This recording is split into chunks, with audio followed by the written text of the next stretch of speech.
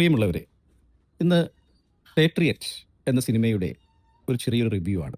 ഈ റിവ്യൂവിന് ഒരു വിലയുമില്ല എന്നറിയാം. കാരണം പടം ഇറങ്ങി ഏകദേശം 15 ദിവസത്തോളം കഴിഞ്ഞു. ആളുകളെല്ലാവരും ആ പടത്തെ വിലയിരുത്തി കഴിഞ്ഞു. പലതരത്തിലുള്ള വിമർശനങ്ങളും അനുകൂല അഭിപ്രായങ്ങളും ചിത്രത്തെക്കുറിച്ചുണ്ട്. പക്ഷേ എന്തുകൊണ്ട് ചിത്രം പ്രേക്ഷകരുടെ പ്രതീക്ഷയ്ക്കത്ത് വളർന്നില്ല, ഉയർന്നില്ല എന്നുള്ളൊരു ചോദ്യമുണ്ട്.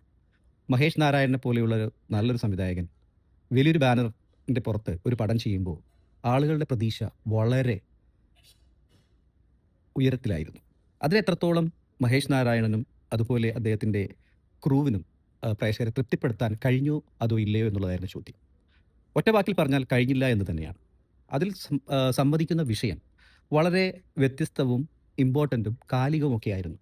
പക്ഷേ ഈ ഒരു വിഷയം പറയാൻ ഇത്രയും വലിയ ഒരു താര സംഗമത്തെ ആവശ്യമുണ്ടായിരുന്നു.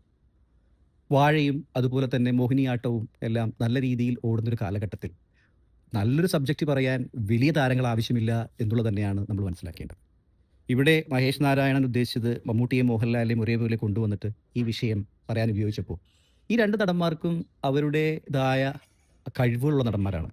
ഒത്തിരി ഒത്തിരി ആ, വേഷങ്ങൾ തമിർത്താടി പ്രേക്ഷകരെ ഇരുത്തി കരയിപ്പിച്ചവരും ആനന്ദിപ്പിച്ചവരും എല്ലാവരുമാണ്. അപ്പോൾ അവർ അഭിനയത്തിൻ്റെ വിസ്മയങ്ങളാണ്. പക്ഷേ അവരെ സംബന്ധിച്ചിടത്തോളം ഈ രണ്ട് റോളുകളും അവർക്ക് പറ്റിയ റോള് തന്നെ ആയിരുന്നോ എന്ന് ആലോചിക്കേണ്ടിയിരിക്കും. മമ്മൂട്ടിയെ സംബന്ധിച്ചിടത്തോളം ഒരു വ്ളോഗർ, മമ്മൂട്ടിക്ക് എന്ത് ചെയ്യാനാണ് അതിലുള്ളത്? മമ്മൂട്ടിയുടെ ഒരു അഭിനയ സാധ്യത ഏത് തരത്തിലാണ് മഹേഷ് നാരായണൻ അവിടെ ഉയർത്തിക്കൊണ്ടുവന്നത്? ഒന്നുമില്ല എന്ന് തന്നെ പറയാം.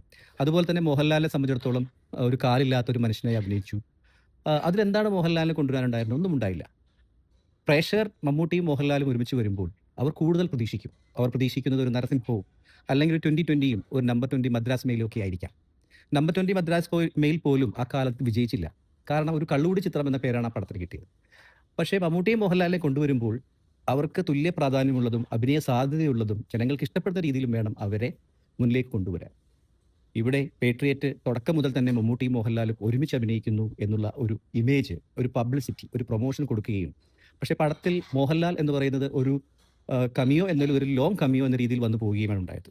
അതിൽ കൂടാതെ തന്നെ അദ്ദേഹത്തെ കൊല്ലുകയും ചെയ്തു. അതോടെ ഫാൻസുകൾക്ക് അതൊരു എന്താണ് ഒരു ഇഷ്ടമില്ലാത്ത കോലത്തിലേക്ക് അത് മുന്നോട്ട് പോയി.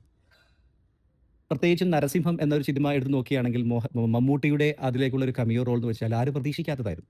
അത്തരത്തിൽ പേട്രിയറ്റിൽ ചെയ്യാമായിരുന്ന ഒരു കാര്യമായിരുന്നു മോഹൻലാലിനെ നേരത്തെ പ്രൊമോഷൻ വർക്കുകളിലേക്ക് കൊണ്ടുവരാതെ ഒരു കമിയോ ആയി മോഹൻലാൽ വന്നിരുന്നെങ്കിൽ ഒരുപക്ഷേ ഈ ചിത്രം വേറൊരു തലത്തിലേക്ക് പോയേനെ.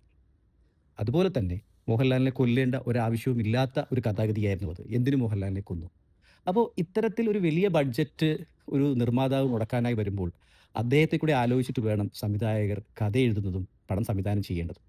ഇത്രയും വലിയ ക്യാമ്പസിലും ഇത്രയും വലിയ ക്യാൻവാസിലും പറയേണ്ട ചിത്രമല്ല ദ പാട്രിയറ്റ്. അതിൻ്റെ മെസ്സേജ് സി യു സൂൺ പോലെയുള്ള ചെറിയ ചെറിയ മെസ്സേജുകൾ വളരെ ചെറിയ ബഡ്ജറ്റിൽ ചെയ്ത മഹേഷ് നാരായണന് അങ്ങനെ തന്നെ ചെയ്യാമായിരുന്നു. പക്ഷേ ഇവർ രണ്ടുപേരെയും യോജിപ്പിച്ചപ്പോൾ ഒരു പക്ഷേ അത്തരത്തിലുള്ള അഭിനയ സാധ്യതകൾ രണ്ടുപേർക്കും ഇല്ലായിരുന്നു.